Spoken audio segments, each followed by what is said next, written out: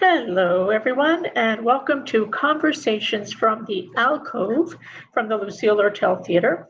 My name is Caridad Svich. I'm a playwright and also the artistic director of the Alcove New Play Development Program here at the Lortel. If you haven't been here before, checking out the Conversations from the Alcove series, they are indeed conversations with playwrights, usually and theater makers, about art, craft, life, the mess of the world that we're in, a big mess, and ways to seek repair, rejuvenation, and rediscovery. Um, Maybe not all at once, because that's a tall order. The other thing I will say is that I'll let you a little bit know about an audio description and also where I'm beaming in from. So I'm beaming in from the stolen land of the Lenape, and I am a fair-skinned person with auburnish brown hair. Today I'm wearing it up. But I have bangs, and I have tortoiseshell cat eye glasses with red lipstick. I have brown eyes. I'm wearing a top that is, how to describe it? It's a very busy top, but it's got like blue and white, and it's got like a wonderful pattern on it, and the pattern is abstract. And behind me is a white wall. You might see in a corner a tall lamp that is not turned on at the moment. But basically just a white background that I'm in. And to my other side of the screen is the wonderful, talented, multi-hyphenate, extraordinary Arturo Luiz Soria, who's an actor-writer with family roots, I love saying this, family roots in Brazil, Italy, Ecuador, and the Dominican Republic. Oh my gosh, we'll talk about all of that, I'm sure. Their multicultural upbringing has influenced his storytelling tremendously and inspires him to find ways to bring his ancestors to the stage with him, both as a writer and actor, which I think we'll get into as we start conversing with one another. Hello, Arturo, and welcome. Hello, hello, hello. Thank you so much for having me. Um, would you like me to do the audio description as Yes, well? please. This would be Sure, sure. amazing. Sure, my name is Arturo Luis Soria. I am also on the stolen land of the Lenape here in New York City, in what is currently we know as New York City. Um, I am a fair-skinned Latino as well with dark brown hair, a dark brown beard, dark brown eyebrows. I feel like that's an important thing to note about my face is I have some thick eyebrows. Um, I am sitting in behind me. I'm sitting in my living room. Behind me is a white wall with a map of South America hanging on it. And there's two windows, one on either side of me.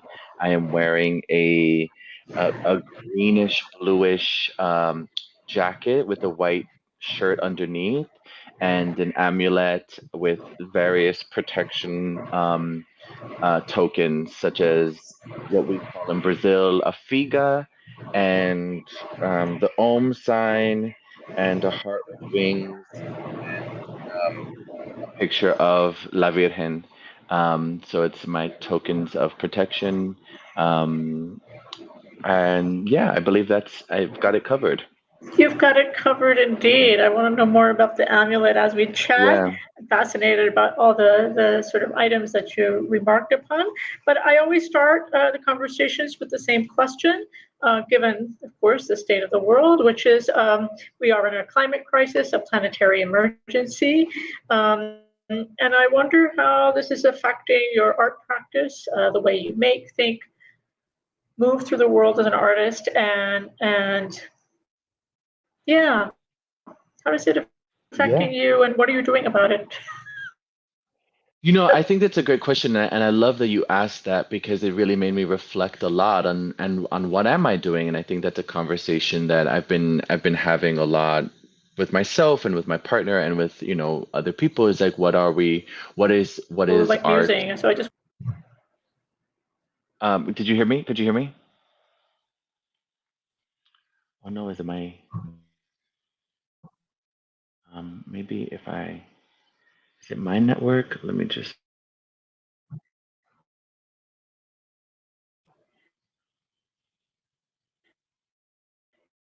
no, we didn't lose you. you cut Hello? out for a second. It Hi, can you hear me? got kind of like glitchy. So I'll just.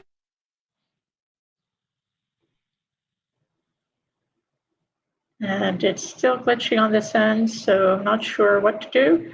Can you Arturo, hear me? can you just say hello?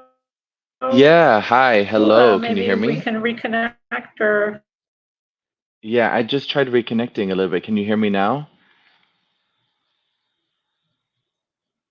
It's glitchy on my end as well. Can you hear me?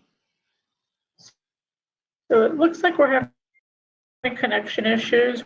What I'm going to do is maybe we'll leave the studio for a second. I'm kind of going to try to do at this moment.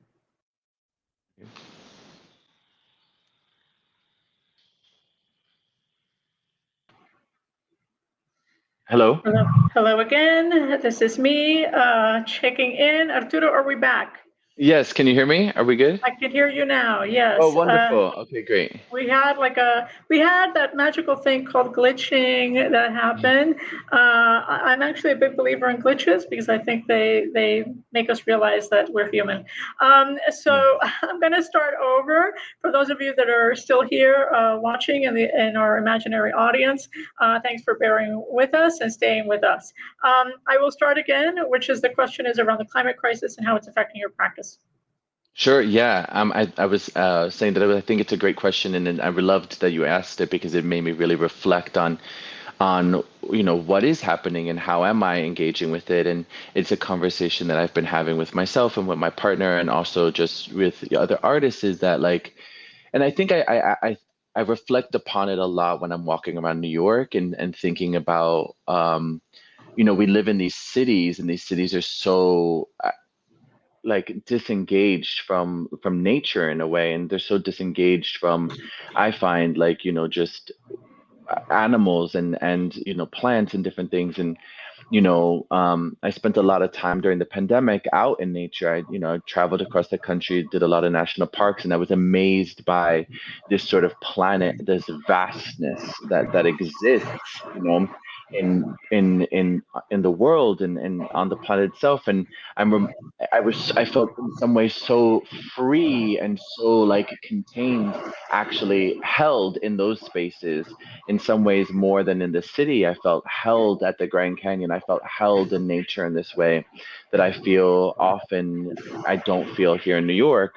And I was really amazed by, like, yeah, how do I either continue to have a conversation with that nature and continue to be in conversation with Mother Earth in that way while remaining here in New York. So I've been reflecting a lot about that. And how can I get engaged and be more connected to nature so that I'm reminded that the stories that we tell and the art that I practice isn't in a vacuum and isn't only speaking to like the same. I know that we look at artists and we look at human condition and we're really intrigued by like this human condition. And I often sometimes think, but how is the human condition? Why do we tell stories that sometimes are like void or unconnected to nature in a way, and the planet condition, or spiritual condition for me is really important. So yeah, I'm curious. Like in my own practice, I'm trying to find ways to engage deeper, and I just joined the local garden nearby, and so that I can learn more, right? I can learn how to like, we just started composting in my apartment. So my partner. So I now take all the compost to a near garden, so that way I'm like still connected to the soil, still connected to the earth, and I can learn how to be further connected to that, and deeper connected to that, I should say. And that I'm reminded that this world and some of the pursuit of an industry can feel sometimes very like individual focused or frivolous. And I don't want that to be the case. I want to be reminded that what we're doing is deeper than just sort of like entertainment, that it is sort of connecting on a spiritual level to, you know, the planet, the gods, the universe, and that like through that connection we're able to like be more deeply rooted here and make choices that are um I don't know, that are in some way more human, but I want to say more like um I don't know, that word human is such an interesting thing because I feel like humanity produces some really ugly things, you know? And so I want to, like, if I were to be like more, I don't know, more animal in a way, because I feel like when you look at more like connected in a way, more spiritual in a way, you know? So anyway, that's where I'm at with it right now. I think it's an ongoing conversation that I'm having is how do I engage deeper with the climate crisis, and how do I, as an artist, make my work intentional in terms of like engaging deeper with the planet and what we can do to, I want to say save it, but uh, to not only save it, but to like work in tandem with it. That's what I mean. Yeah, understood, understood.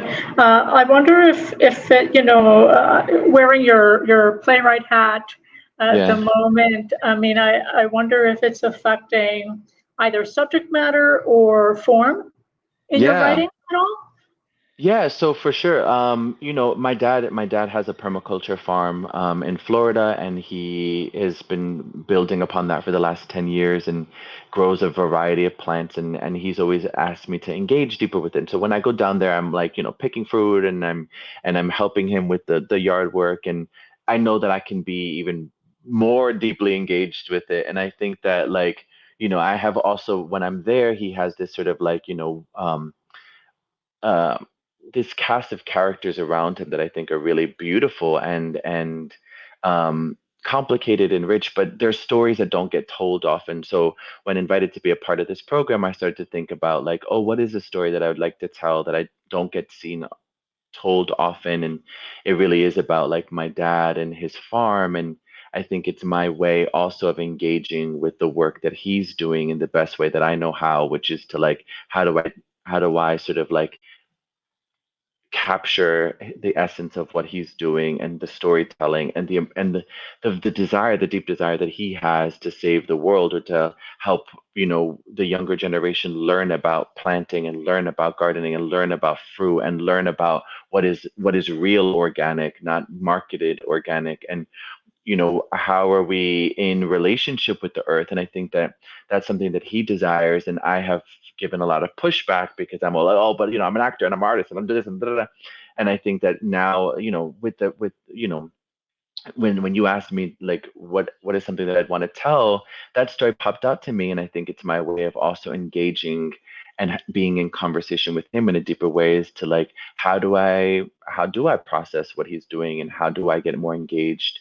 And so I think that that has definitely inspired my subject matter in terms of creating, is yeah, how do I tell a story about a man who's really committed to you know the climate, right? And really committed to like this farm, when everyone around him is like not listening, and everyone around him is like really committed and still focused on this American dream, which immediately equates to, in some ways, in many ways, to capitalism and consumerism and buying more, and I think that in terms of like form, like I'm very engaged. I'm really interested right now in terms of like, I'm really interested in the spirit and like this, and how does spirituality play a part of our storytelling and my storytelling specifically, and ancestry. I think that, you know, in another play, like Ni Mi Madre, which is another play that I wrote, I was talking directly about my matrilineal lineage, which is my mother, my grandmother, and sort of this lineage of like intergenerational trauma and the way in which we engage with it, but very much like utilizing ritual and spirituality in that, and the arrive and like mediumship in a way. And I am curious about like, my dad has spoken to me a lot about uh, um and like being a steward for the land, the way that the indigenous people are stewards for the land, and that's something that he's engaged with in Colombia, and working with them out, the indigenous community out there, and I think that he's really he himself is, American born and a first generation Ecuadorian American with, with like indigenous like ancestry, right? That has been divorced from because of colonization and this idea of like, ay, nosotros somos de España, this like holding Spain up to this high, standard of living. And and I look at my dad, and my dad is very indigenous looking in terms of his features and everything else. And I think that this is also a way for him to get in touch with those ancestors that he knows nothing about, right? And that this is their sort of like inherited sort of thing. I think I like to think about like his desire to be a steward of the land is also very much about him connecting with the land and him connecting with the lineage that has been lost, you know. And I think that in terms of form, I'm very curious about like in the same way I did with Ni Mi Madre, like pulling the spirit and the ancestors in. I am curious about like what ways can I investigate, discover, explore, get in touch with those ancestors that are maybe further back and further back and further back that speak through my dad and through me, through the land in some way. Yeah, that's where I'm at with the process. Yeah. Very cool, very cool. I wonder if you do, so talk to me more about your process as a playwright. I know at least the work that I know of you as a writer is solo performance, but I'm perhaps I shouldn't assume this, but the play that you proposed for us, I think is multi-character, if I'm understanding correctly. I could be wrong about this, but I guess I wonder about how you. So this is a double question. So one, just how do you work? Like, how do you start something, make it happen, dream about it, take notes? Everybody works differently. And the other part of this is if it's something that you're going to perform, what is that process like for you? Because I know that requires a very different kind of level of stamina, and also solo performance is a unique realm. Yeah. Okay. So as a solo performer, I like Ni Mi Madre. My process with that play was I used to improvise that show. I used to like I had written it out at one point and I told it from my perspective, the Arturo perspective, and something wasn't clicking. And then one day I was inspired by other artists, Luis Alfaro being one of them, John Leguizamo, Roger Guinevere Smith being other artists that I was really inspired by. And I said, you know what? I'm going to put in a dress. I'm going to drink a bottle of wine and I'm going to talk as fast as I can and see what comes out. And I'm going to just play my mother. And for a long time, that was the process with which I did it. Like I would get on a stage, do that opening routine, I dance, I dress up as my mother, and I would then be her for the next hour while I was chugging a bottle of wine and talking as fast as I can. And those performances I recorded them, and eventually, I would transcribe them and then I'd edit them. So I'd start to edit, I'd be like, what is the story that I'm telling? And I'd start to hone it in and edit it. And that was the process I was working in as a solo performer. And it was scary because, as I get drunker, more things were coming out, or like, eventually, and I'm also like, my brain is moving is way faster than my mouth is talking, because I'm constantly thinking about what is the next thing I'm going to tell? How do I keep the audience engaged? How do I make them laugh? How do I do this? That's what's going on in my brain. And then my mouth is just like, blah, blah, blah, blah, blah, catching up. So that was the process with which I worked in Ni Mi Madre. And it was really, and then I eventually, edited it and, all into and worked with the dramaturg, and we, created a whole story that now the play, when I perform it, is written. And that was really important to me, was that eventually Ni Mi Madre became a play that could be read as well as seen. That it was important to me that it lived on the page as well as on the stage, which I don't think is the case for a lot of solo work. I think sometimes solo work exists in performance but doesn't live on the page. And I was really adamant about wanting to make this a play that can be read as well as seen. And so now in my other process, I have another solo show that I'm working on. It's called Sin Padre, which is a companion piece to this, and sort of really looks at an exact like the patrilineal line. So like Ni Mi Madre is really about my mother and my grandmother, and Sin Padre is really an investigation of what it means to be a father while examining the men in my life. My dad, my stepdad, my grandfather, my brother, and my other grandfather I never met, and like the ancestors that came before. I'm really looking at that. And so like I started to do the process again, and I was reminded by someone who was like, remember, don't forget that you started Ni Mi Madre by improvising it. So maybe that's something for you to explore again. And I went, oh my God, you're right. So I had to go back to zero. And I went back to the process of like, you know, how do I improvise this in front of friends and tell these stories that I'm interested in telling? And talking as quickly as I can, and getting it out there, and then recording it and transcribing it. And so that's what I've been doing with the process of Sin Padre. Um, and in terms of like then writing multi-character plays, it's a different thing. It's become this sort of like other thing because I'm like, I can't get on stage. I mean, I could get on stage and improvise the whole play and play all these different characters, which would be really interesting. I could do that. But my process has been a tad different because the multi-character plays that I've been writing, such as I have another one called Novios, and this is another one, La Casa Mitad Hecho, is I'm I'm really inspired by the people I'm surrounded by. So, you know, I am inspired by the people like my dad, my stepmom, my aunt, the people who come in and out of my dad's farm who have been there and working.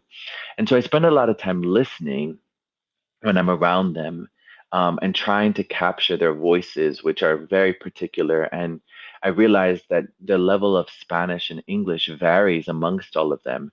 And so they sort of like, when I'm home, we speak in this sort of like in between these hybrid languages. It's Spanglish, but sometimes it's Spanish dominant, sometimes it's English dominant, but sometimes you'll switch in the middle of a sentence, and sometimes you'll have entire conversations with one person in Spanish and then flip to speak to them in English. Like I speak to my dad majority of the time in English, but I speak to my stepmother 100% of the time in Spanish. And then when we're all talking, we will speak predominantly in Spanish, but with English words or in syntax. And so I get really inspired by those sounds, those rhythms. And so then I try to like I take copious notes afterwards after a conversation, or sometimes I'll record them, or I'll try to capture their voices because I think that that's listening. And then I'll put those on the page, and then I'll play with them. Once I understand what is the pattern in which they speak, I try to then play with them. Um, and I'll have to get up and act it out a little bit. Like I will play my dad, and I'll play my stepmom, and I'll put them on while I'm writing, play in that way. So improv is very much a part of my sort of creative process, and I go from that playing, which I think is relying on my technique as an actor. I have to utilize into into writing. Yeah. So how did writing I mean, were you always writing plays? Was this just like a secret, or did it come upon you? How did it start, the playwriting for you? Yeah, I guess I think back. I kind of always wrote. I wrote a lot in high school, and my brother was a writer, and so we would write and share things to each other. But I never really pursued it. I never took it super seriously, I think, until college. I was in undergrad, and I took a solo performance class. I was at the theater school at DePaul. I took a solo performance class with Carlos Murillo, who's wonderful. And I took that solo performance class. I was really intrigued by solo performance.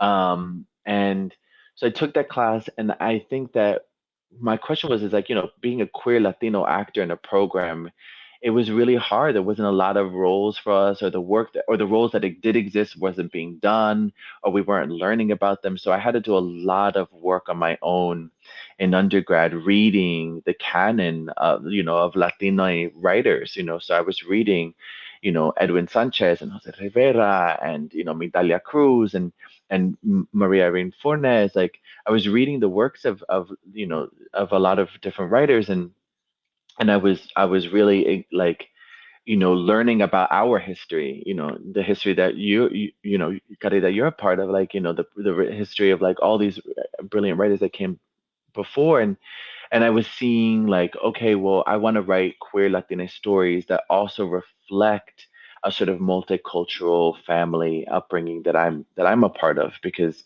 I never really neatly fit into one sort of play. So I think that that's what Ni Mi Madre was sort of my like debut into that world of writing in a way, which was like, okay, great, I'm going to start writing stories that reflect, my upbringing, or reflect, my family's in, multiculturalism and my queerness, and that's when I started writing. And then I was like, okay, well, I'm going to keep doing that because I want to play roles that I can tap into that are close to home. So that's how I started writing. Ni Mi Madre was like, I think, my sort of big play. And I've been working on it for a long time. And then I've written other things here and there, short things here and there, and other little. And I've always taken notes, which I'm always thinking about writing. I'm always taking notes. Like my phone is full of notes. I have tons of journals with notes. I started to write little scenes here and there. Like, I'm always taking notes, and then I'm always recording things, ideas. So I figured, I was like, well, I guess I should write. I should write some as well. And it's been really exciting because after doing Ni Mi Madre, people have hit me up as a writer, and I've gotten opportunities as a writer, which is scary because I didn't go to school for it.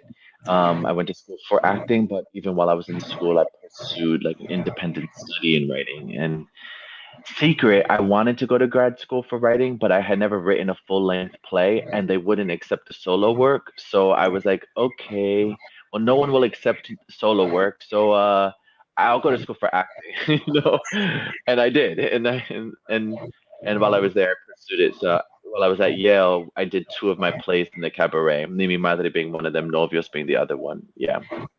Oh, super cool, super cool. So all fascinating, and I love that you're diving in headlong into the Yeah. writing process. I I think related to that, I guess you obviously are an actor, and not only do your own work, but you are in other people's plays. You were in Wet Brain at MCC. You were in The Inheritance on Broadway. I mean, you've done a lot of things as an actor. You've been on TV, etc. And so I guess what happens? I mean, there's the two questions again. It's sort of like, what happens to your writer brain when you're in somebody else's show?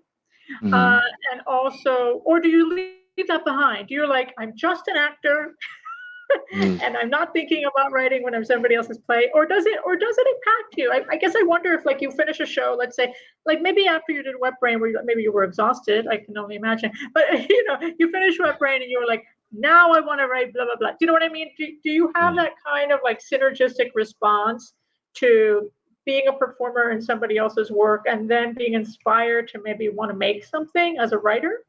Yes. Oh, absolutely. All the time. I mean, I feel like a lot of my career thus far has been doing new plays, and I love doing new plays, I, I love working on new material with writers who are figuring it out, because I think that, one, it excites me as a writer because I see that they're figuring it out. Then it goes and it helps me understand the process of writing better. And then when I'm able to go into my own writing, and then I'm like, oh, cool, cool, cool, I'm learning these things. Or I love that they're taking a risk there, they're being bold here. How can I be bolder in my work? How can I take more risks? And I think working with new writers also, in many ways, gives me a lot of permission, to venture into areas that maybe I was scared of or not seeing, or I don't know, I push it. They push me. They push me a lot. So, like, getting to work with John definitely inspired a lot of my writing, because I was like, oh yeah, like,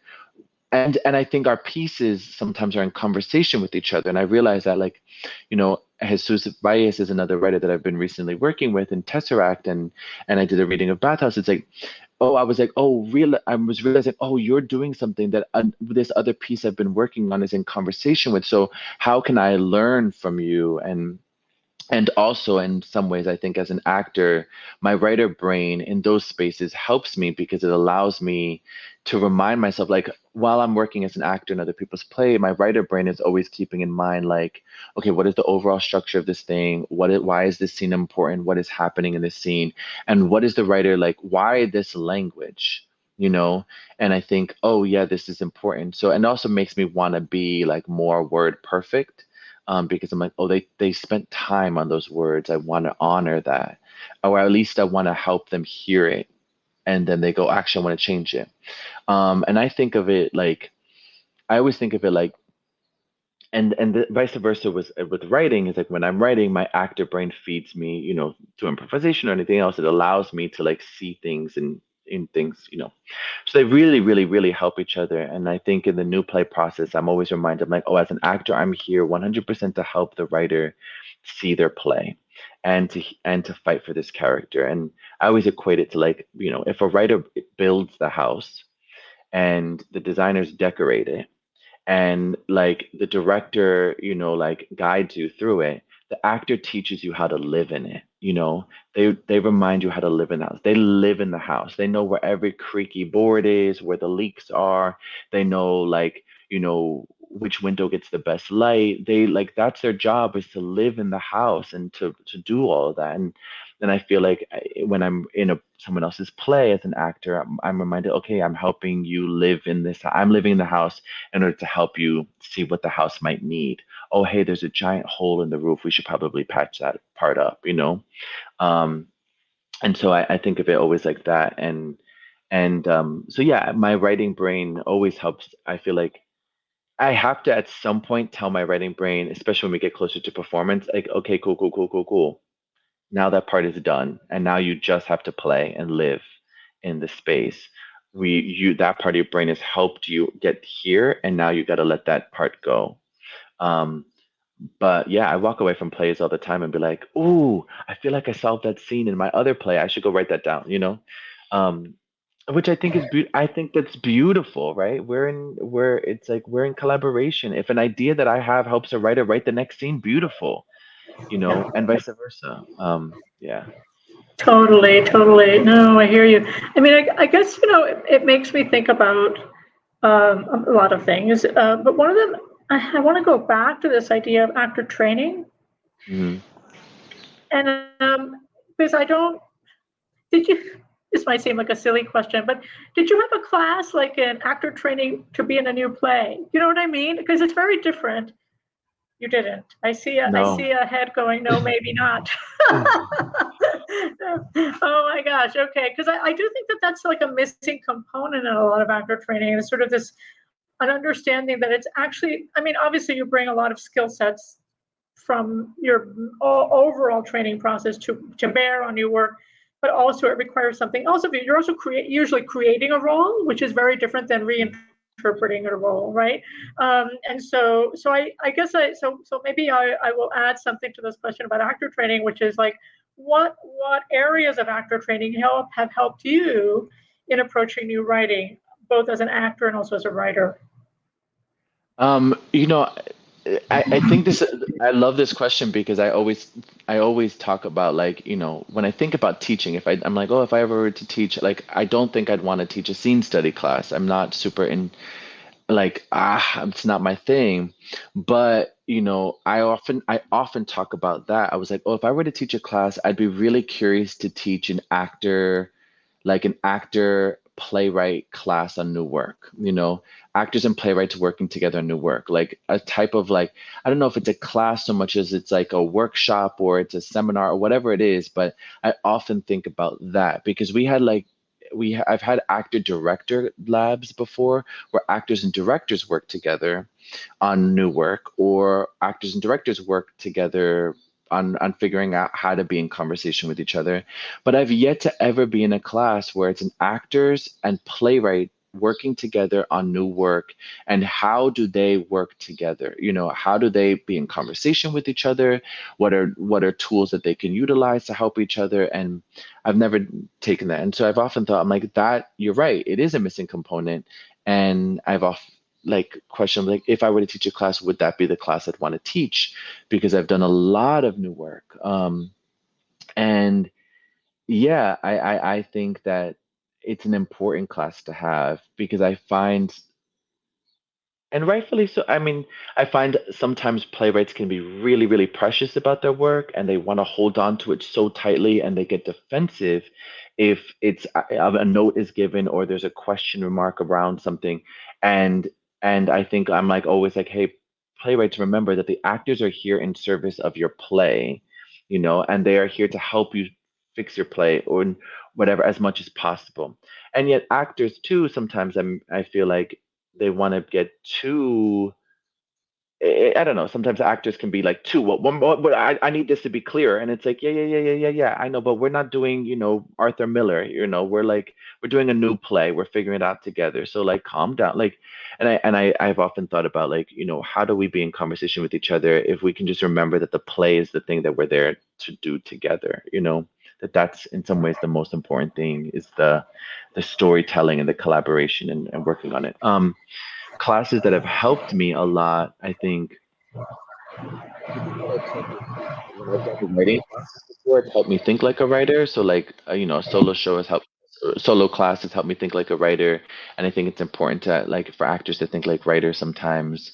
I think also, I think movement classes helped me too, especially like, I think that because when you're tapping into like, I don't know. I think that that's definitely helped me in new work because I'm reminded that the body also has a lot of information, and can offer a lot of information in terms of creating new work, I think that oftentimes when I'm working on things, I'm like moving through something and my body will be like, that's not it. That's not right. Can we go back? Can we investigate this? I'm bumping up against something here and I don't know what it is. And it's not text-based. It's not at the table that I've discovered that. It's not until we've put a scene on its feet and we're exploring it do I realize like, oh, yeah, I can't get to that line that you want me to get to. I can't, I need something here. Or or question mark, hey, what do you mean by this line? Because right now my body is not allowing me to move forward, you know. So what is it? Can we talk about this moment again? Because at the table was probably great. And now it's on its feet and my body's going, no, it's not it. Something else is happening. So I think that that's been really helpful too. Yeah, totally. I mean, I guess it makes me think also about style and tone of new, Mm. different plays require different things from you. And I know that when I've worked with playwrights and I have a lot of playwrights who are also actors that I've worked with. Sometimes we'll talk together about what's the kind of play that it is, for example. Is it I know that you have to speak the truth of the thing and like all that stuff. I understand that, but it also helps to know, like, is it a horror play? Is it a, Mm. is it a farce? I mean, the style and tone of a show also requires different things from you as a performer and a different kind of alertness to language or to silence or to, doing Beckett is different from doing John Caswell is different. You know what I mean? So Yeah. different writers have different music that they play. And so I guess, I do wonder about if you think about form and style as well as a performer when you're embarking on a project with a collaborator or even in your own work as Yeah, a writer. absolutely. For sure. I mean, I think definitely as an actor, it's like, what is the tone of this piece and what are we working on? It's like if this is a comedy or if this is a farce, I think that that definitely demands something else from me than if this is like a drama, or if this is realism versus, or naturalism versus like, something more like absurd or avant-garde. Yeah, it definitely informs me as an actor. And I think that as a writer, it does too, but in a different way. It's like, I don't know. I mean, I have I yet ventured so far into like in my own writing into something other than realism or naturalism. I'm like curious about it. I think that I guess it's true. I think about like I guess I do. It's like, yeah, this is a comedy. Like when my writing, I'm like, okay, I'm like writing a comedy. This is the comedy that I'm writing. And I think I tend to write some things that are more like dramedies or drama or I don't know. I guess I do think about it in my writing as well. Um, I don't know if I think about it so cerebrally before I go into it. Sometimes I think I discover it in the writing where I'm like, oh, gotcha, gotcha, gotcha, gotcha, gotcha, gotcha. This is what this is, you know? And Yep. I like to mix things a lot. So like, Ni Mi Madre is a comedy until it's not, it's a comedy and you're on this sort of like, the first chunk of it, it's like it starts with this sort of like spiritual invocation, but then it jumps into like what feels like a stand-up comedy act for like the first 10 minutes of it, and then it's like boom, no, we're somewhere else, and I like doing that with pieces. Yeah, and I guess something like, people talk a lot about magical realism, and I feel like I'm trying to play with, I guess, like magical realism, like more like a spiritual realism, like a spirit, like that spirituality and ancestry exist in the reality of this moment, right? And so it's kind of like I think that's a place I'm staying a lot with, is like a spiritual realism, like how in this moment does the spirit also live, and does the ancestors and the deceased in the past energy also live, and how do they interrupt the moment, and what do they bring, and what do they leave, and how are we in conversation with them, it's a place that I'm playing with now. Yeah, yeah. That makes me think about, I don't know if you've done this before, so maybe you haven't, I don't know. But have you ever, has anyone else performed Ni Mi Madre? Yeah, yeah. Oh, so So tell me about that. I want to know what it's like, because I'm really fascinated by work that's autobiographical that then mhm. gets taken over by somebody else. Yeah, so so two other people have, and they haven't done like a public performance of it, but they've done it sort of like in the rehearsal room for me, like, which has been really cool. So Zulema Guevara was the first person who read Ni Mi Madre for me years and years and years ago, when I was still like writing, early stages of it. And I gave her a script, and we invited her to rehearsal room, and she read it for me. And that's when I discovered, in some ways, like, my 20 something year old self was thinking of this as a comedy, comedy, comedy, comedy, comedy. And when she read that play, it was the first time that I heard the play, because she didn't play it as a comedy. She read it, and I it like kind of broke my heart when she read it, and I was like, oh my God, I'm not writing a comedy. Like, there's a lot of other layers to this thing that I think I was like blind to, I was blind to them. And she really, like, there's that monologue towards the end, there's that speech at the end when the grandmother arrives, and she speaks mainly in Portuguese. And there was something amazing about Zulema reading it, and then afterwards, we were having a big conversation about, the her position in the play, and she grabbed me to the side, she pulled me to the side at the end of the rehearsal, and she says, I want you to know something about your grandmother. Like, she knew what she was doing, and she was making a sacrifice, and I need you to know that. And she's like, don't cut that piece, do not cut that monologue. And she like gave me this gift, where she said to me, she's like, your grandmother knew that letting her daughter go was a sacrifice that she was making, because she knew her daughter could have more. And I want you to know that. And it was really an amazing moment, because it was like, wow, I as myself could not see that, or there was, in doing it, didn't see that. And it took her reading the play to me, and having that conversation for me as an actor, where she brought that. And ever since that moment, like, my grandmother, that piece has always been in the play, and developed out of that moment. I was like, oh, boom, boom, boom, boom, boom, boom, boom.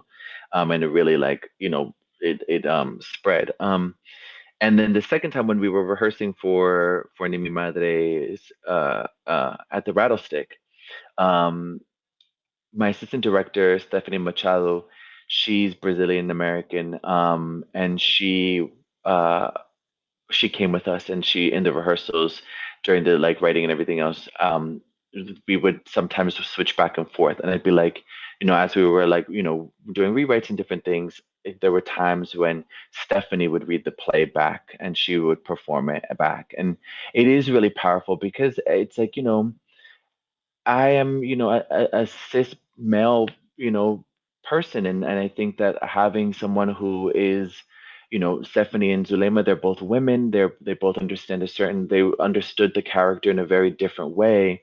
They had a lot of access to points that I didn't have access to, um, and I think that they brought a certain, you know femininity to the role in a way, and they brought their sort of perspective to it. And I think that Stephanie reading it and diving in and out of these two women was really powerful to hear, and she offered a lot in terms of that as well. And I think that it was really beautiful for her to hear sometimes the word. Sometimes it's good for me as a writer to just hear the words and not feel any the holes that we performing them in a way, or making them sound good. And she was just like, "Hey, this is sounds a little iffy," or "Hey, this is a little tricky." And that was me being like, "Okay, cool. She's living in the house and she's telling me what it is. I gotta listen to her. But it was really beautiful to have her and Zulema read the part back. And I am often curious about what a production with someone else in it. I'm very that idea. Eventually, one day, I hope that another actor will be able to step into the role and play it. Yeah, it's something that I just find it's a conversation. Actually, it's a conversation that I had with Jesus Valles about this, because they also, of course, perform, not always perform their own work, but a lot of it they perform themselves. And but we were talking a lot about the afterlife of solo performance, and what happens when work is uniquely tied to the performer's body and experience and delivery, and their beingness, like Leguizamo, Yeah. it would be interesting to see somebody else do Leguizamo's work, actually, the way people have done with Bogosian or other writers. And so, but I think that there's also this funny thing that also happens with solo performances, that this is going to sound odd, but that people think that it's not written. Do you know what I mean? Like, people just assume, oh, just stood up and made it up, and there's a kind of the equation being like, well, it only exists because that performer is doing it, and so the text can't live without them. In other words, and I feel like I remember reading a lot of solo performance, Holly Hughes and Jeff McMahon, so many people, and I was just reading it on the page, right? So to me, I was like, even Karen Finley, I was just like, oh, this is like text. You know what I mean? These are texts, at least the people that are writing text, right? So to me, it was like, of course this could be performed, right? It doesn't, of course it lives within the body of that performer that created it, and it was for them, but also it should be this is work that, it's ironic that you said that the idea that studying a solo performance text wasn't part of your course, right? Because to me, it's an essential part of playwriting, A, and B, it's also that is part of our history as playwrights. Is the history of solo performance. And so, but there's this funny thing that happens with the over-identification of the text being, privy to that performer only, and not in anybody else's hands. It was sort of interesting to see, for example, what has happened with Heidi Schreck's What the Constitution Means to Me, right? It's her story, right? It's her family, it's her story, and then suddenly see other performers take that on around the country, obviously, because it's been done everywhere. And but I think that for a while there was this hesitancy, there was a hesitancy around that. I think that it's different when it's a play. I think that, What the Constitution Means to Me is a play of a kind, and work that is considered like a solo performance piece, like a Tim Miller or Holly Hughes or Roger Gummer Smith, et cetera. So you have performers that people are like, I'm going to see them do their thing, right? And so, but I'm interested in this space that's like, how do you recreate that solo performance and make it yours, and live side of it in a different way? And I've never done that, taking somebody else's piece and kind of just tried it on.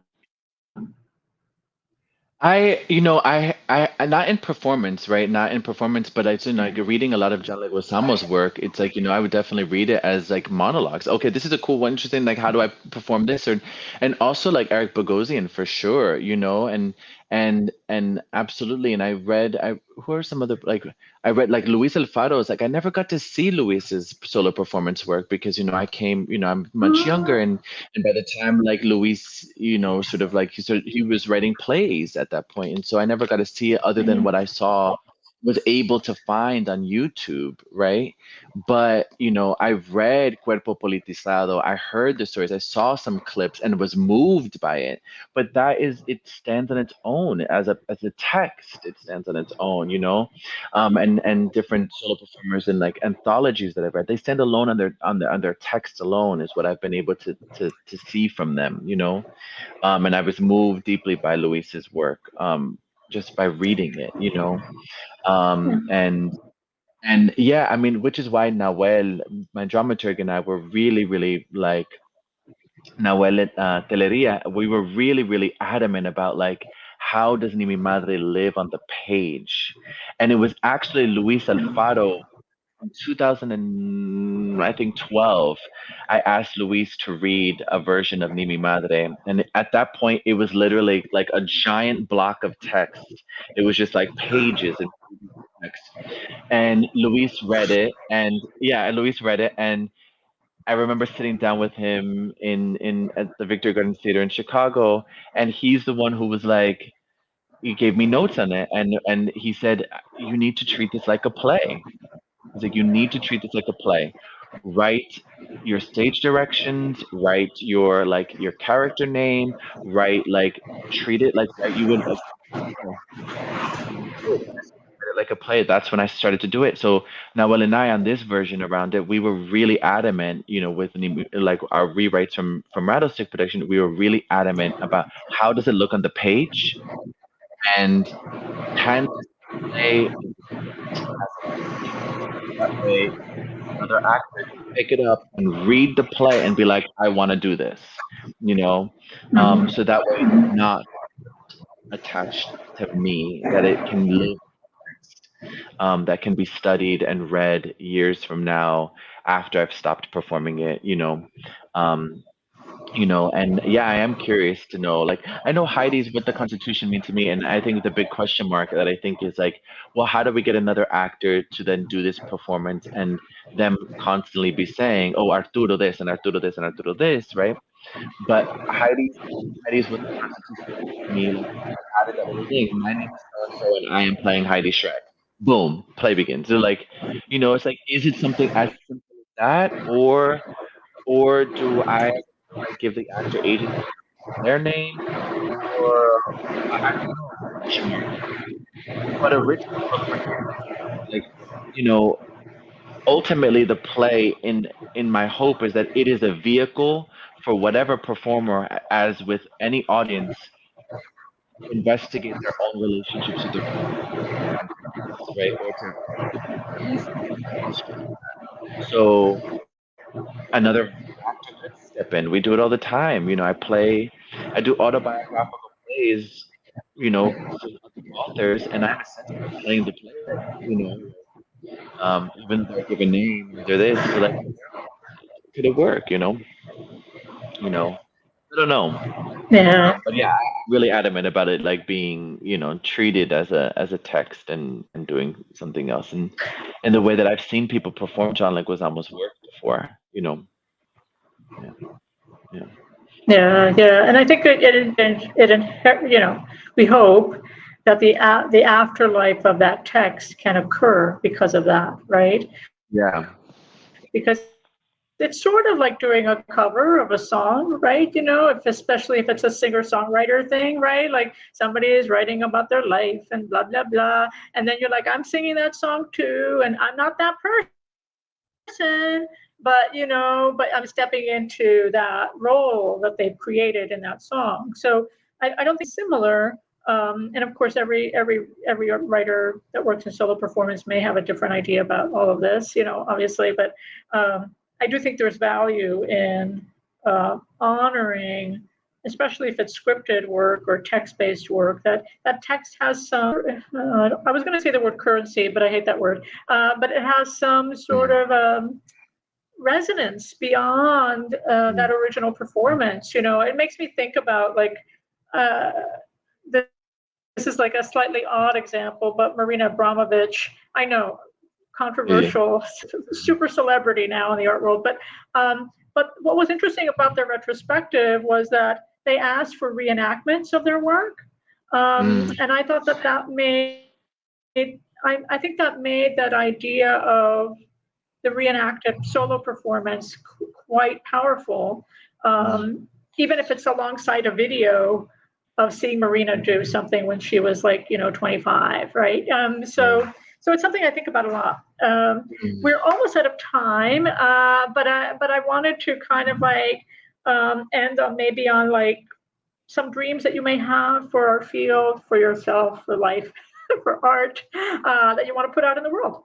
Yeah, I've been having this conversation a lot recently, and it's like, yeah, I'm curious. I'm like, I don't know. I feel like thinking about theater a lot about like what kind of like an experience, right? Is like, making it it's an experience that it's not just sort of like sit in a dark room and observe, but that the audience is engaged in some way, that they're immersed in some way, that they're undergoing some sort of transformation is my hope and desire for the theater is that like, I think that we're so, I don't know, I see a lot of theater where I'm asked to come in and sit down and behave and observe this play, which could be really great or not great. There's a lot of not great things out there, and then to go home and that be the end of it, right? And I'm like, how do I enter a theater and immediately the moment I enter the theater that I'm already undergoing some sort of journey or transformation or experience, And I think that to me is really exciting that I walk into a theater space and that I'm already immersed in a new world beyond the world, from the outside. And I'm undergoing some sort of like, by the end of it, I'm shook, rattled, transformed, provoked, like that I'm not asked to just sit here, behave, observe, and leave, so I guess that's my hope for theater, and that's like my hope for the theater that I'm creating is that, we're about to go something for a ride, and not a commercial ride, not like, I'm going to see Back to the Future and that's the thing, but that like, that I'm like under, like that I don't know, I walk into the space and that the performance is about to like move me in a way that I didn't expect to be moved when I walked into the theater space. I think there needs to be more solo performance. I think that like solo performance is a unique art form. I think, it like is tied to oral storytelling. It's tied to like one, that sort of like, like griots and, the sort of like sitting around a campfire and I'm going to tell you a story. It's tied. I think about it all the time. Like when I sit with my, grandparents and they start to go on about their stories, I'm like, this is interesting. This is kind of like, you're holding court and I'm listening. I'm like engaged by it, and I think that, yeah, I'm like, I want more sort of in a way. Yeah, I don't know. Hopes and dreams, I guess, is now that I walk into the theater and it doesn't feel so polite. I don't want to feel so like behaved and polite. I want it to be a little bit like, I don't know. I want it to be a little like edge. I want it to be edgy. I want it to be like, yeah, make me question my, like maybe front planet, make me be like, fuck, yeah, I do need to do that, I do need to like. I loved that about John's work and John's Wet Brain, performing it every night. I was like, God, damn it, you're right. I do need to like go so that I can move on, I don't know. I guess how I feel when I'm like thinking about it. It's like, yeah, I want to do a play that's gonna take me to another planet, and in a way that I need to like,